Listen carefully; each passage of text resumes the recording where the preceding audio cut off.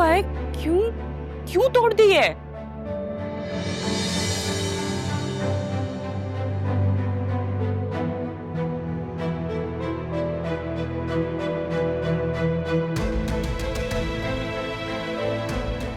देखो बेटा, खुद को हल्कान मत करो।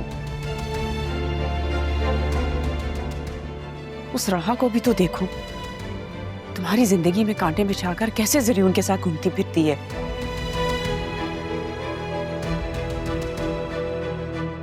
तुम भी निकलो इस सारे सदमे से बाहर, अरमान से मिलो जुलो, एंजॉय करो अपनी जिंदगी। काश मुझे सच पता ही ना होता, काश मुझे सबका पता ही ना होता, काश मुझे हमें ना हो। अरे तो अच्छा है ना, मालूम हो गया, देर तो नहीं हुई कम से कम। अच्छा है ना मामा, कम से कम इस तरह मैं खुद को अकेला रहने का आदी तो बना लूंगी।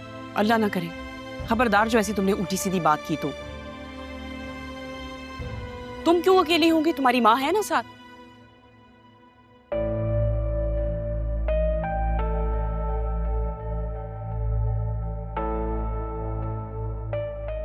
लगता है मुझे ही कुछ करना पड़ेगा।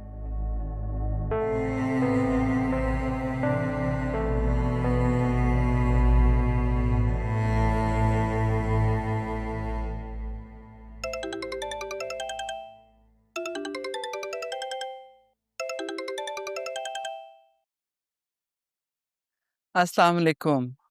पहुंच गए आप लोग खैरियत से? जी जी, सब खैरियत है, खैरियत से पहुंच गए। वो ज़ैनब भी खालदा को सारा भेज देती हैं, घर बनता तो थोड़ा सफाई हो जाती घर की। हाँ हाँ जरूर, क्यों नहीं। और ये तो अच्छा हो जाएगा ना, खालदा को तो सारे घर के कामों का पता भी है, वो अच्छे से काम कर देगी। अच्छा आप मुझे बताएं, अदील भाई तो ठीक है ना? जी जी, अदील तो बिल्कुल ठीक है, बल्कि बहुत खुश थे। बस मेरी बतूल घर आके ना बहुत परेशान है, रो रही थी बहुत, अभी भी बहुत रो रही है। ज़ैनब भी मैं सोच रही थी अगर ये मुमकिन हो तो हम अरमान और बतूल की शादी जल्द से जल्द कर दें। क्या ये मुमकिन है? जी ये तो आपने मेरे दिल की बात कर दी। आप जानती हैं अरमान भी यही कह रहा था कि जैसे ही आप लोग शिफ्ट कर जाएंगे हम बाकायदा आपके घर आएंगे। चलिए ये तो फिर बहुत अच्छा है ना, बल्कि ये करते हैं ना कि हम जिस दिन ज़रियून और राहा का निकाह होगा उसी दिन इन दोनों का भी करते हैं, ताकि उन्हें भी तो पता चले कि हमारे बच्चे भी किसी के मोहताज नहीं है और ना ही इन्हें किसी चीज़ की कमी है। क्या कहती हैं आप? ठीक कह रही हैं वैसे आप। अब खैर अगर किसी भी चीज़ की ज़रूरत हो तो मुझे बताइएगा। मैं तो सोची थी क्यों ना खाना बनाकर भिजवा दूं आपको। Thank you.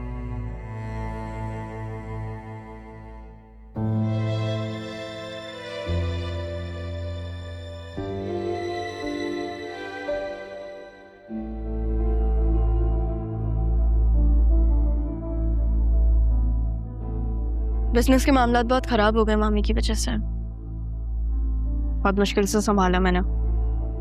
पुराने लोगों को फायर किया, नए इन्वेस्टर्स को भी हायर किया, कॉस्ट भी बहुत ज्यादा कट डाउन की। मुझे हमेशा से तुम पे यकीन था कि तुम सब कुछ कर लो। दादा जान ने तभी तुम पे जिम्मेदारी सौंपी।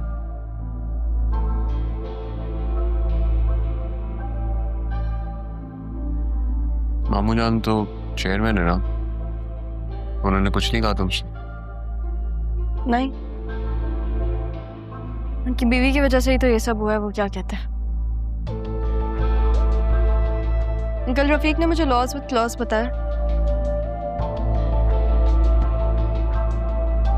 ये पूरा बिजनेस मेरा है।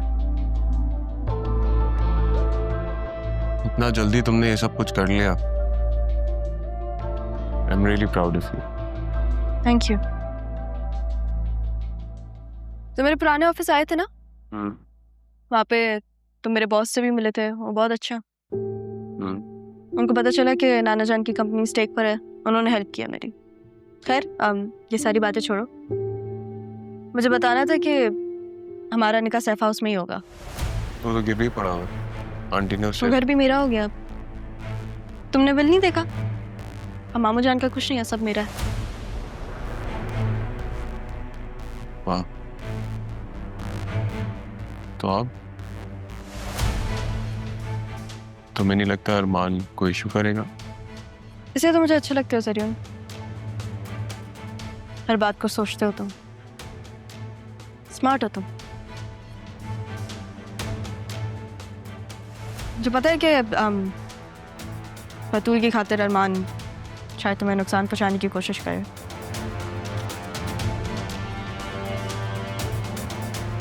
पर वो नहीं कर पाएगा क्योंकि तुम उसकी पहुंच में नहीं हो, और मैं तुम्हें कुछ होने नहीं दूंगी।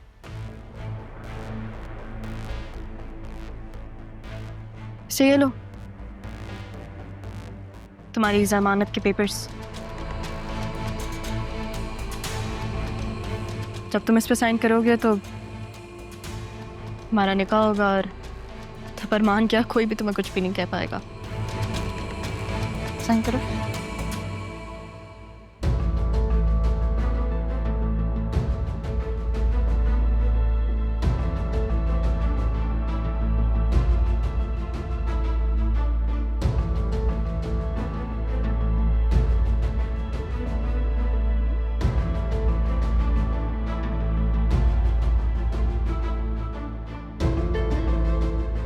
बस एक खुशी बाकी है। क्या खुश है? जब तुम सबके सामने बतूल को छोड़ोगे।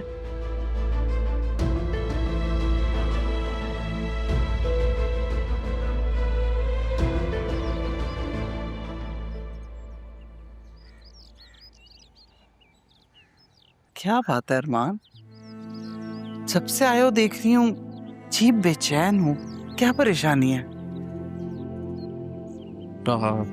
सैफ हाउस में अपना निकाह का इवेंट प्लान कर रही हूँ। क्या? लेकिन क्यों?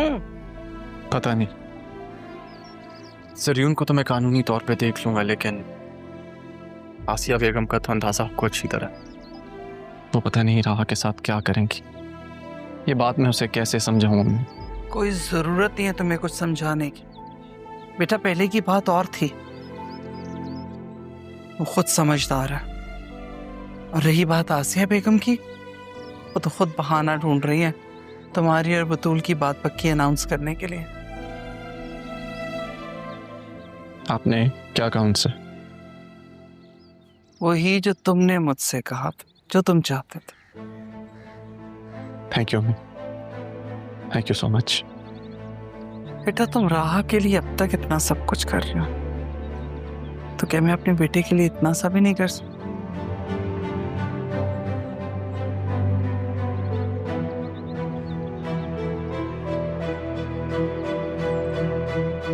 तुम जो भी फैसला करोगे ना, तुम्हारी माँ तुम्हारे साथ।